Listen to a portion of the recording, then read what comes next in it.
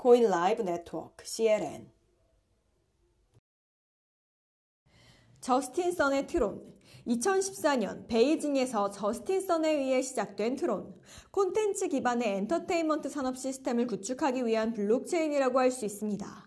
저스틴 선이 만든 페이워 앱과 호환을 통해서 컨텐츠를 보여주기 때문에 이용자는 트론으로 보상을 받아 이익을 창출해낼 수 있다고 합니다. 중간 개입이 없기 때문에 창작자에게 더 좋은 환경이 만들어질 것 같아요. 그야말로 참여자 모두에게 이익이 돌아갈 수 있게 하는 것이 바로 트론의 목표라고 합니다. 요즘은 1인 미디어라고 해서 개인이 만드는 다양한 컨텐츠가 각광받고 있습니다. SNS의 형태가 사진을 올리는 방법에서 이제는 음성, 영상 등등 매체가 다양해졌습니다. 때문에 트론의 비전은 더욱 좋아 보이는데요. 트론은 이렇게 자체 플랫폼에서 이용자가 오래 머무를 수 있게 만들 뿐만 아니라 개인 간 P2P 파일 공유 업체인 비트토렌트를 1억 2천만 달러 하나로 약 1,300억 원에 인수한 뒤에 생태계를 확장해 나갈 계획이라고 합니다. 이 소식이 전해지자 트론 가격은 무서울 정도로 치솟았죠.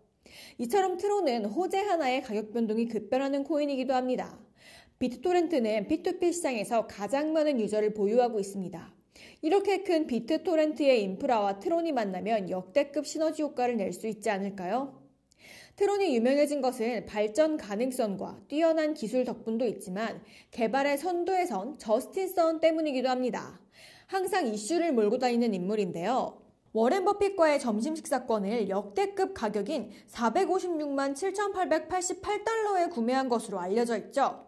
그러나 7월 25일 예정이었던 점심 식사를 돌연 취소하여 다시 한번 화제가 되었습니다. 이 소식에 따라 트론의 가격이 전일 대비 10%가량 하락한 0.02달러를 다시 기록하기도 했죠. 연기 이유에 대해서는 신장 결석이라고 밝혔으나 한간에서는 중국 당국의 제지가 있었던 것이 아니냐는 썰이 난무합니다. 심지어 저스틴이 출국이 금지됐다거나 구금이 된 것 아니냐는 말도 많은데요. 이에 대해 저스틴은 중국의 소셜미디어인 위챗을 통해서 직접 부인했습니다.